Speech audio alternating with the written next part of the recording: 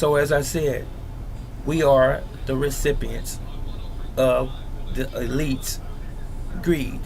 What does that mean, recipients? In other words, the fact that they want everything, the fact that they want total absolute power, and they have it, how they get it is through poisoning the nation, poisoning all of the population of the nation, and they have the best medical care themselves, the best food themselves, the best of everything themselves, and we have the worst of everything. That's the reality of it. The people that run this planet can never ever be poor. They will never ever run out of wealth. It's a generational thing.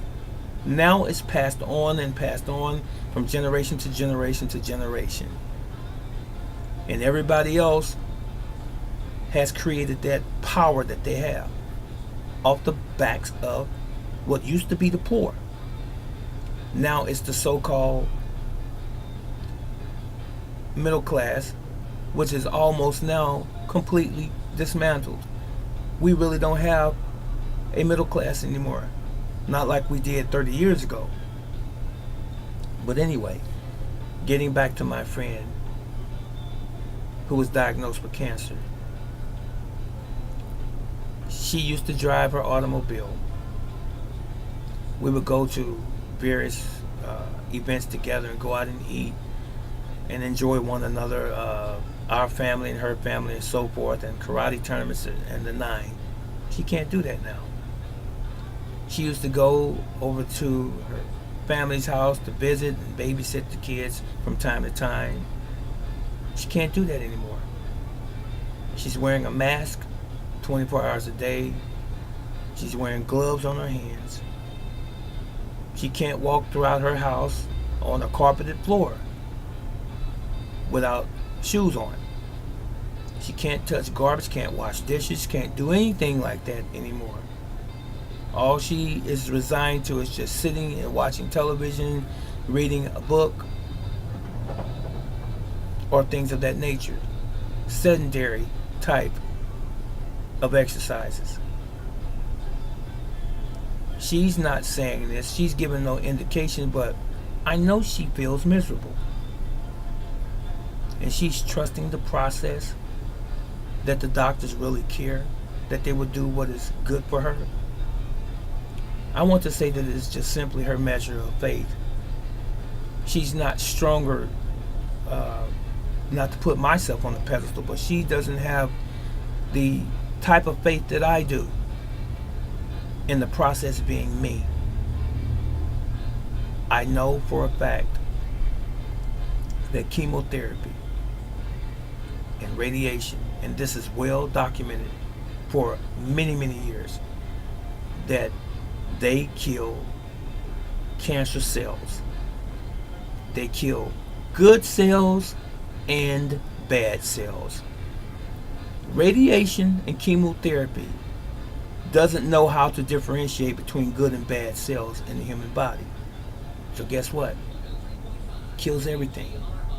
That's why you have to wear a mask and gloves and go through all of this type of thing, because you are more susceptible to catching germs, bacteria, fungus, and then ending up with some disease or even cancer, the thing that you're trying to treat in the first place. So I'm going to tell you this real quick. Chemotherapy and radiation opens up the gateway for you to actually receive cancer, or to cause the cancer that you already have to go crazy, to metastasize. That's what it does, because you don't have your natural faculties anymore. You don't have the natural ability given to you through the Creator for your body to repair itself, to heal itself, because it's not only been overwhelmed with the everyday chemicals and toxins in our air and in our food and the products that we use, But now you want to add to that chemotherapy and radiation, which kills your immune system completely. So you have no immune system after a period of time.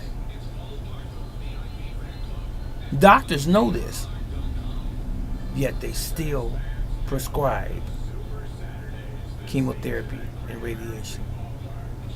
So listen, I'm praying for my good friend and my student every single day that she survives this and that she's able to live out her life for many, many, many more years. And I'm praying that all of those who have been subjected to this torture of your human organism, I'm praying that you have a speedy recovery as well. And for all of you that have lost loved ones and friends dear to you to cancer, I know that there are extenuating situations. Sometimes there may be that 1% that was just unavoidable. Cancer, that is.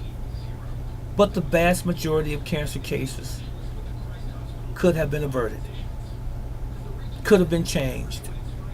The cancer could have been eradicated had the lifestyle of that individual changed, had the doctors, your medical experts, not administered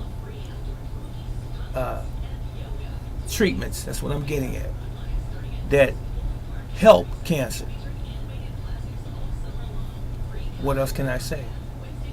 Cancer is a terrible thing. Cancer is a disease. I stated earlier that cancer is fought off by your body under ordinary circumstances every single day. Like it fights off a cold, it fights off the flu, it fights off of whatever. It will fight anything, providing that the conditions are there. But when you alter the conditions of the human body by introducing foreign bodies to it that are of a chemical nature, that are toxic outside of the normal toxicity that your body has to deal with from day to day. And then when you add other toxic chemicals such as chemotherapy, such as cancer, radiation treatments, what are you doing to the human body? You cause it to become more weakened and more susceptible again to the very thing that you say that you're trying to get rid of. You see, ladies and gentlemen, before I close, understand this. There's money in cancer. There's money to be made in cancer. There are treatments for cancer that are natural. It's just ordinary things that we should be doing. But these industries were put in place to control the population again. They don't care if your name is Joe Johnson, Mary Smith, John Franklin. They don't care what your name is. You're just another human being who has lost his or her life. All for the sake of profit for the industries. For who? Food industry, the pharmaceutical industry, and the medical industry by and large, the hospitals and the doctors. They're all making big bucks off of our ignorance. How long are you going to remain ignorant today? Just without knowledge. That's what that means. I'm not calling anyone stupid.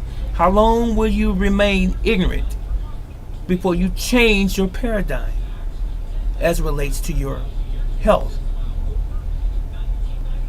It requires something of you. You got to do some research on your own. You have to do some studying on your own. You have to do some proactive things. You have to start reading ingredients and labels on your foods and the products that you put on and in your body. You got to think, ladies and gentlemen, just how important is your life to you. And if you don't do it for you, by all means, don't forget your family. Don't forget your children. I'm sure we all want to live as long as we possibly can. This is Brother Teacher.